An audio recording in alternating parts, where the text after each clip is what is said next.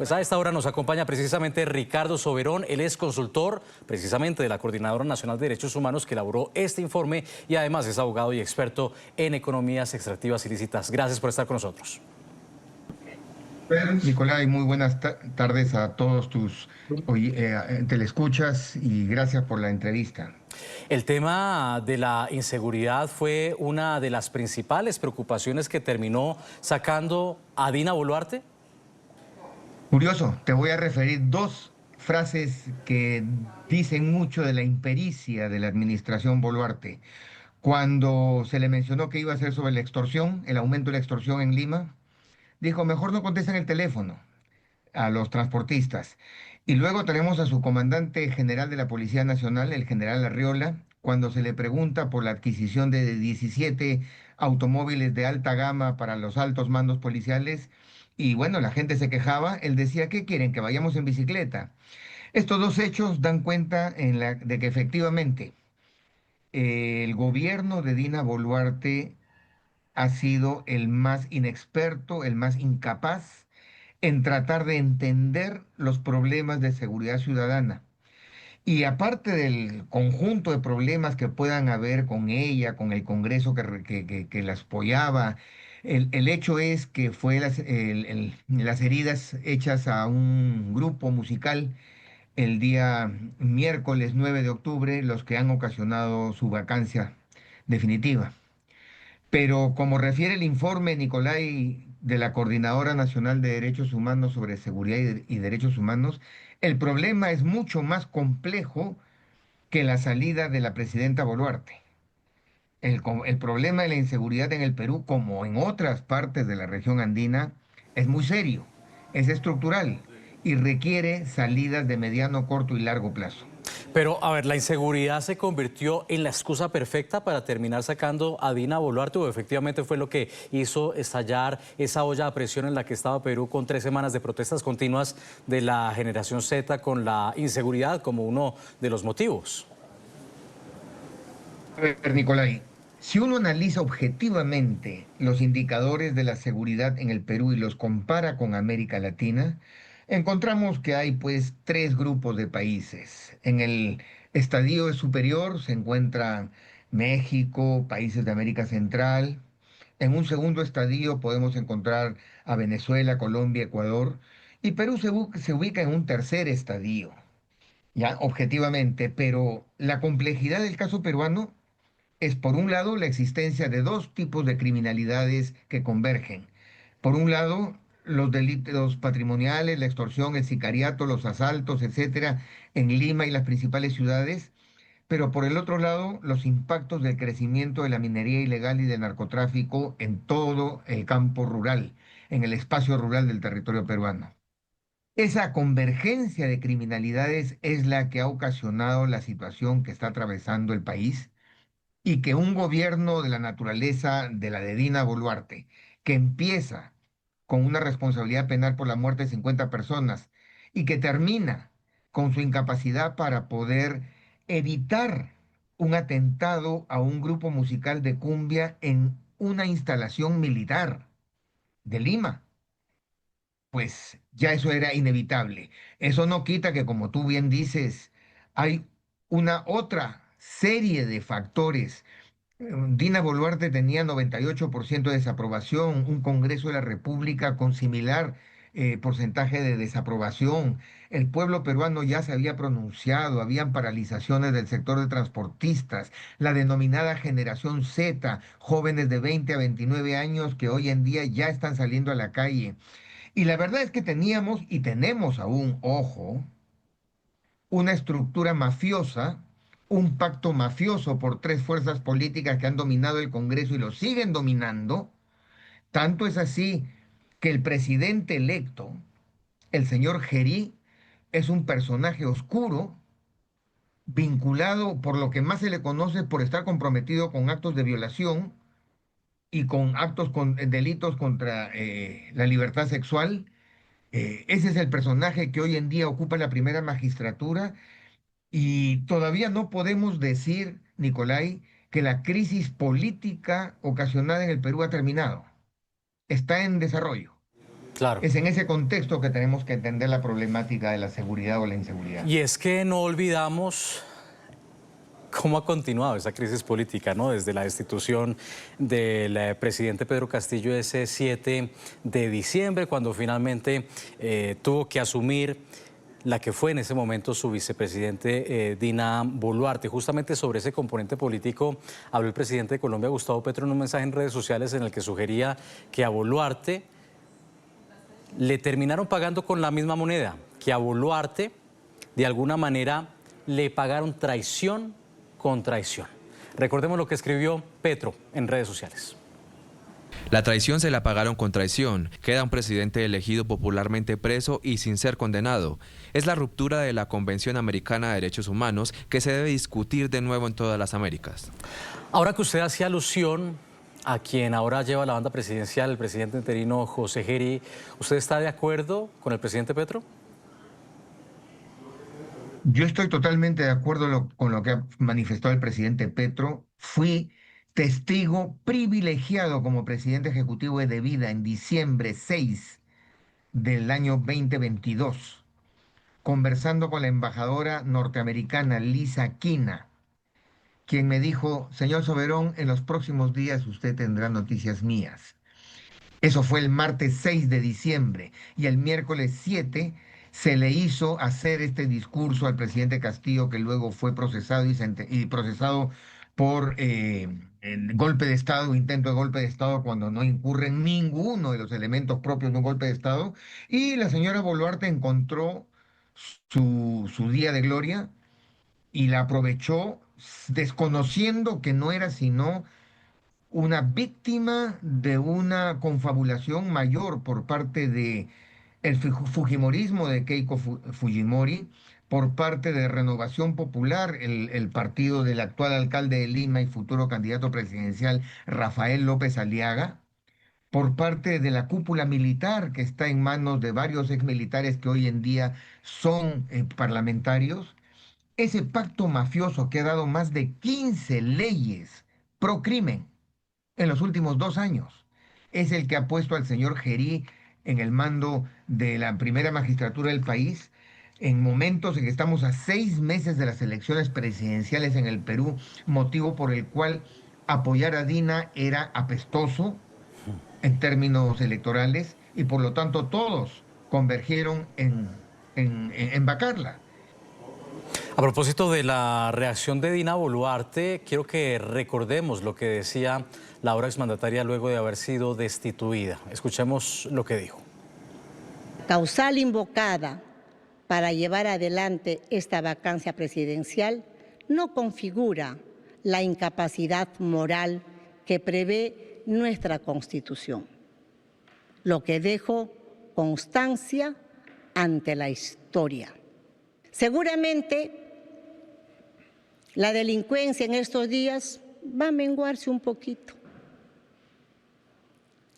porque no me quepa la menor duda que detrás de toda esta situación y de todo este aparato armado hay algunos intereses y manos negras. Me voy tranquila y me voy en paz, porque puedo decir con la moral en alto y con la dignidad íntegra que he dado todo de mí al pueblo peruano, a ustedes, mis hermanas y hermanos del Perú profundo.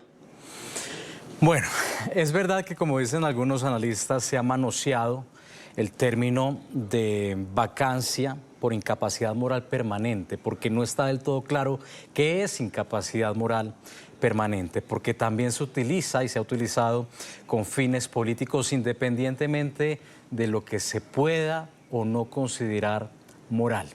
Ahora, sobre lo que nos trae aquí a conversar, el asunto de la inseguridad, que estalló durante el gobierno o empeoró durante el gobierno de la presidenta Dina Boluarte y la llevó a niveles bajísimos, récord de popularidad. ¿No le parece que quizás seguía desconectada en ese discurso tras la destitución, sin ser consciente que efectivamente tampoco contaba con el respaldo popular, que no la respaldaban las cifras? Completamente. Mira, ahora se está viendo como una posibilidad de que ella esté gestionando su asilo en Panamá. Eh, Se ha hecho el pedido de impedimento de salida del país. Entendemos que está en su domicilio.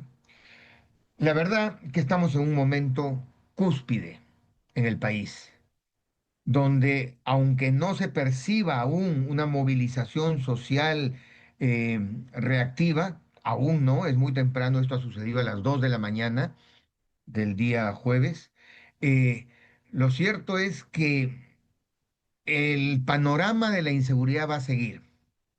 Y como bien dice el informe de la Coordinadora Nacional de Derechos Humanos del Perú, aquí ponemos en juego dos formas de entender la seguridad. Una, la expresada por el presidente Trump, el presidente Bukele y el presidente Noboa en Ecuador, la mano dura, indiscriminada, simbólica, efectista, con medidas que hace 10 años se vienen implementando en el Perú. Aumento de delitos, aumento de penas, restricción de derechos y la situación ha seguido empeorando.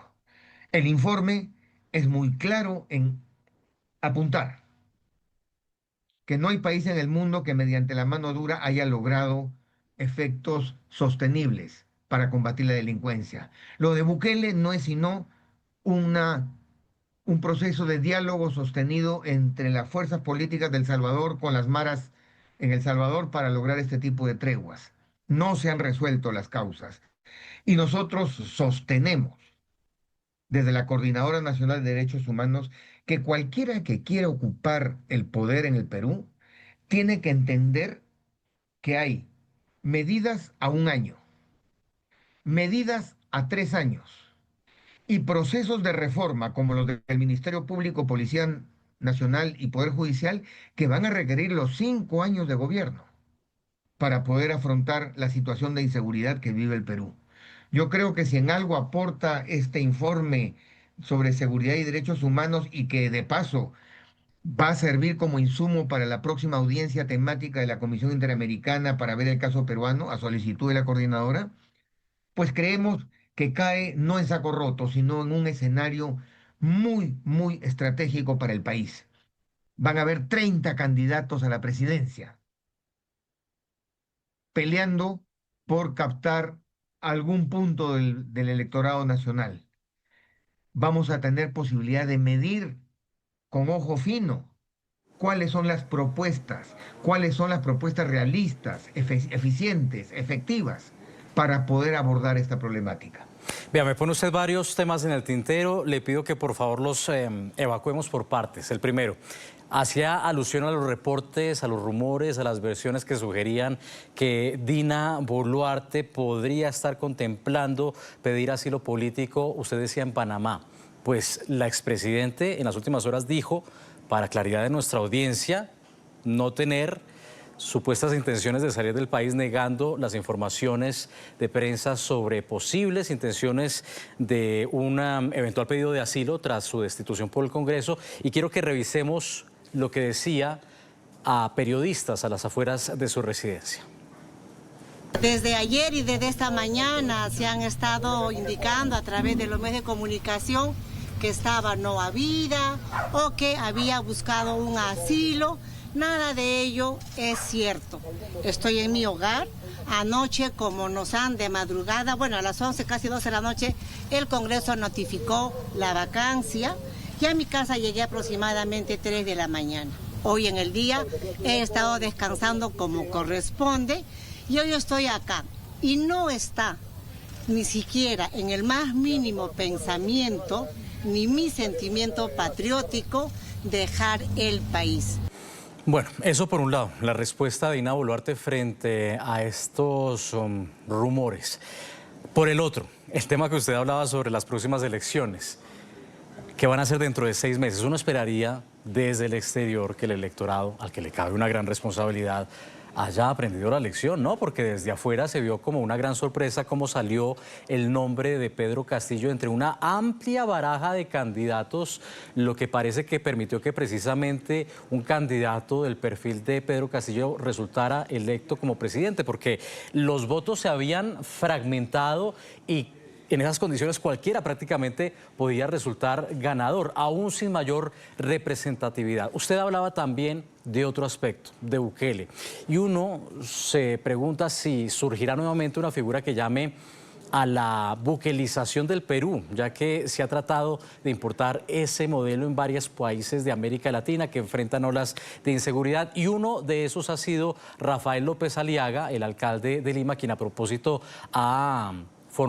firmado un convenio para la cooperación con el alcalde de San Salvador. Esto decía hace algunos meses. Un sueño de seguir por los medios de prensa cómo El Salvador estaba destruido, era un lugar pues que no se podía vivir, y compararlo con el Perú de hoy, con la Lima de hoy. Y vemos pues que ahora Lima y ahora el Perú está como El Salvador estaba antes de que surgiera una generación de jóvenes, muchachos todos 30 años promedio, que dijeron sí se puede, sí se puede. A esto le damos vuelta. Rafael López Aliaga, quien ya ha competido por la presidencia, ha coqueteado con la posibilidad de volverse a lanzar. ¿Usted qué cree que podríamos esperar para las próximas elecciones? Mira, hay un tema que hay que investigar y es la asimetría entre la inversión de la campaña electoral de Rafael López Aliaga, alcalde en ejercicio de la ciudad de Lima, y que tiene entre su mochila el haber dejado en una situación económica muy crítica a la municipalidad, con endeudamientos para la compra de trenes que no se condicen con las necesidades de la ciudad. Y aún así va a abandonar la alcaldía para tratar de intentar la primera magistratura.